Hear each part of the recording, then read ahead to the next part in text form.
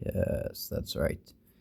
I figure that since we are growing a horror collection, we might as well talk about the big three. That being, Halloween, Nightmare on Elm Street, and Friday the 13th. And I figure we start off with my personal favorite out of the three. Today we are looking at Jason Voorhees, NECA Ultimate Action Figure from Friday the 13th, Part 7, The New Blood. And, fun fact, Friday the 13th, New Blood, is actually one of my favorites out of the series. I know that a lot of people didn't really care for it, but I actually really liked it. So, yeah, and, I mean, you can't go wrong with good old Kane Hodder Jason, which, this is the only Kane Hodder Jason that NECA has made. They don't have anything from Jason Takes Manhattan, Jason Goes to Hell, or Jason X. So, maybe they'll do that at some point, I don't know. Hopefully that whole legal mess will get figured out, but for right now we have this guy. And let's compare him with Spider-Man. As you can see, Jason has some height to him, which makes sense. Here he is with Ghostface, which, again, I think that scaling works pretty well, because Ghostface is just a normal guy or gal. And then we also have another Jason, who has come back from the dead. Here he is with Red Hood. And, yeah, I think that looks pretty cool. So, maybe these two would get along, I don't know. So here he is, and then how tall he actually stands, why don't we find out together. So, from the bottom of his swampy shoes to the top of his head, looks like he is, let's say, just shy of 8 inches tall, which is pretty good, actually. And then if we flip that around to metric, looks like he is about 19.5 centimeters tall. And yeah, so here he is. Good old Kane Hodder. Now, I am curious of who's actually your favorite Jason actor. For me, my number one is Kane Hodder, but a close second is Derek Mears from the 2009 reboot. I actually really like the 2009 reboot, but yeah, I also like Kane Hodder, and I think that New Blood was the best of the Kane Hodder Jason movies. So, yeah. I really like the way that he looks. The hockey mask definitely looks good. And by the way, he does actually have some sculpt underneath that. So there you go. He's got kind of a monstery face underneath that. I'm not actually sure if this is supposed to be removable or not, so I haven't pushed it. But he does have a little bit of a face sculpt underneath. You just can't really see it, like that. He does have a... I think this is actually a real metal chain. I don't know if it is or not. It looks like it is. So it's just a little chain, and it just goes down a little bit, and obviously that's supposed to be attached to the rock that he, that was initially holding him down under the water for so long. So there you go. And then because these heads are removable, you could theoretically, just slide this off if you want to have him go without it, but I think it completes the look. I really like the really tattered suit that he's got on.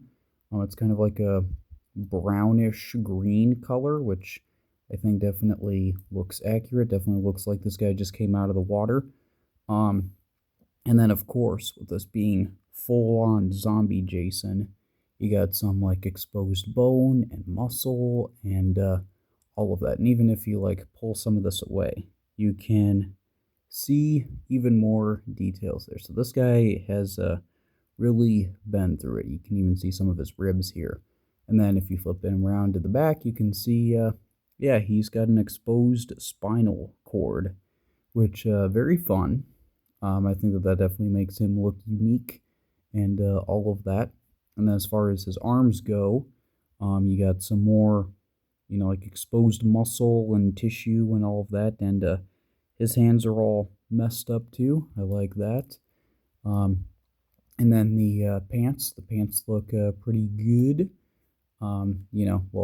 Objectively they don't look good because, they're all torn and tattered and all that, but it makes sense for the look of him, And then he's got some, more, like muscle and tissue and all that. He's got exposed knees. So that's always fun. It would probably be hard for this guy to walk, with this much stuff missing from his outer body, but you know what? let's not worry about that too much. This is Friday the 13th after all. And then I do like the sort of combat boots, or whatever you want to call these underneath. They're a nice, like, dirty brown color. It looks like they've been covered in mud, which definitely looks accurate. And yeah, so overall, I think this guy, looks really accurate. I like all the tears and all of that. Like, if you haven't seen this movie and I were to tell you that, this guy was underwater for a decade or so, you would probably believe that of like, yeah, this guy, has that look to him. I also like just like this glossy sheen that's kind of on his body. It makes it look like he is actually still wet. And so, yeah, normally that glossy finish on action figures doesn't look good because it makes it look fake, but for me, I think it makes it look like this guy's from the water, which makes sense given who he is. So let's talk about the articulation first, and then we'll go over the accessories. In case I threw you off with my Megan review and did the accessories next. So this head can go up about that far, and it can go down about that far. You do get some, rotation side to side. It can turn all the way around, so there you go. For the arms, they go out only about that far, so that's not very far, but I think it's fine. I'm not too concerned about it. Just be aware that, yeah. And then the shoulders, they can, rotate around. You do get a double joint in the elbow with some pretty good range, and it looks pretty good too. So there you go. And then you do get the hands that can rotate, and then they are also on a swivel as well. It's just very tight. And then for the torso, you can have him go back about that far, so not very far, and then going forward, not very far either. But, not too concerned about that because I like the look, and with this being, Kane Hodder Jason, I just picture him, just kind of standing here and intimidating people anyway, so it's all good. And then you do get some rotation here, so there you go. For the legs, they go out about that far, so there you go. And then they go forward a decent amount. They go back pretty decent amount too, all things considered. I think that that's pretty good. And then you do get a decent thigh swivel here, so I think that that's pretty good. You do get a single jointed knee, which gives you about 90 degrees. It does mess up the sculpt though, because he shouldn't have exposed skin like here and here, but then like have pants like that. That doesn't really make a whole lot of sense, but whatever. It's functional enough. Then you do get the boots. They go back a little bit, and then they go forward a little bit as well. And yeah, that's about it. So not really a whole lot going on with him, but again, I think that's understandable because this is Jason we're talking about, not like some super acrobatic guy. So yeah. And then with this being Jason, he's got to have his weapons, and the first weapon to talk about is, of course, the good old machete. And yeah, I think that it looks good. It's nice and clean and crisp on both sides. I do have a little bit of a paint scuff there, but I'm not too concerned about that. You can also see the screws or rivets or whatever those are supposed to be on there.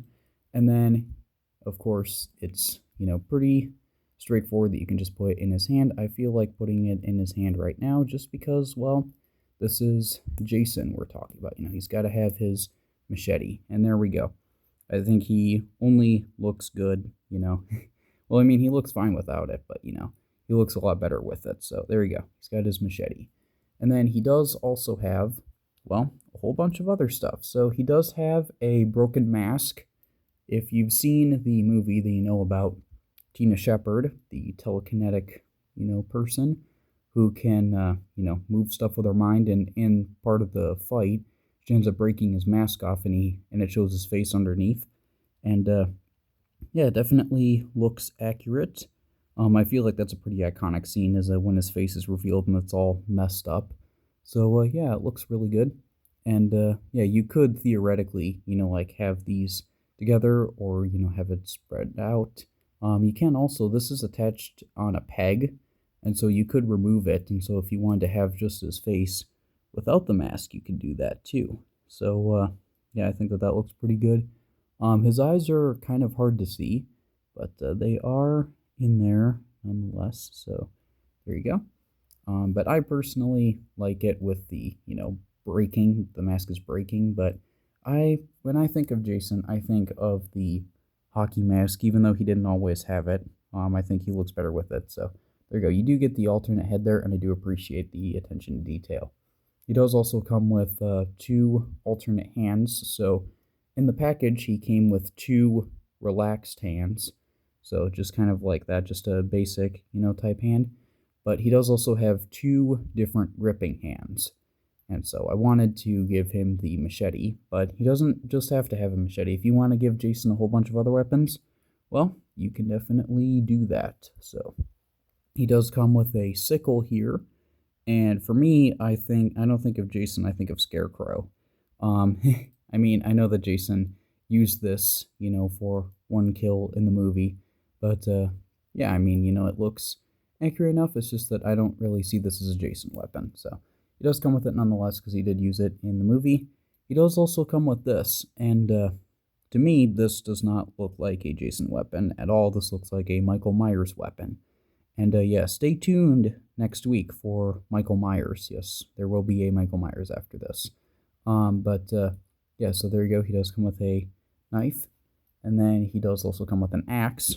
If you want him to bust any doors open, you can definitely do that.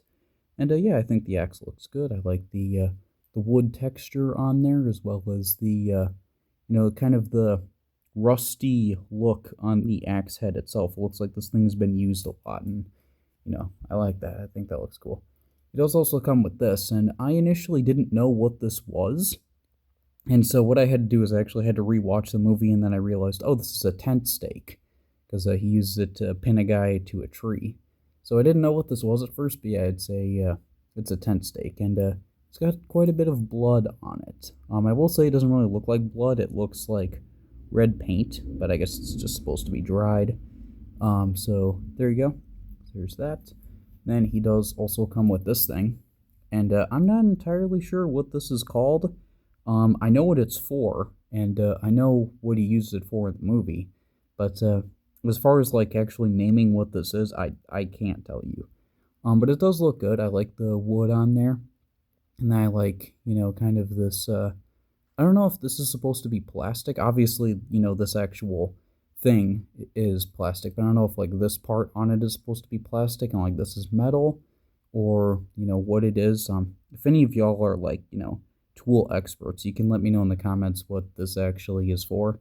But yeah, he does come with that, and then he does also come with this thing, and this thing was fun. This is what he used on Bad News Cruise.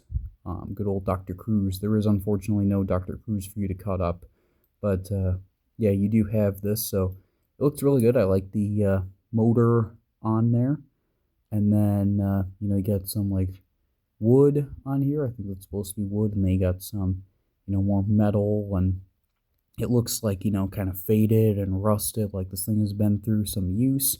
And you have a cord here. I guess this is the cord that like turns it on, maybe. And then you have a handle here, so basically he can hold it like this, and then you have a long pole leading into an actual spinning saw blade. And yeah, so there you go. I think that that looks pretty good. I think these are all really solid accessories. Definitely makes sense for him to have all of these. And yeah, so we might as well talk about the box. And just so you know, I'm done talking about the review, so if you don't want to be upset, you can click away from the video now. And there's a reason why I said that. All right. So let's talk about the box here. So it says, it has the movie poster on here with Jason on one side, Tina on the other. It says Friday the 13th New Blood. You got a picture of Jason on there. It's got the thing on there, NECA Real Toys. You got a little description there. And then you have some pictures of the figure, a list of the stuff that he comes with. Another picture there. And then on the top, you got this, ages 17 and up. So yeah, not for little kids, which makes sense. So there is that. Okay, now this is what I was talking about with getting upset. So I got this, at a store. I've talked about it before. It's a store that has like all kinds of action figures, like new ones, old ones, all of that. And I saw this one and I figured I'll get this. And then when I opened this up, I found this.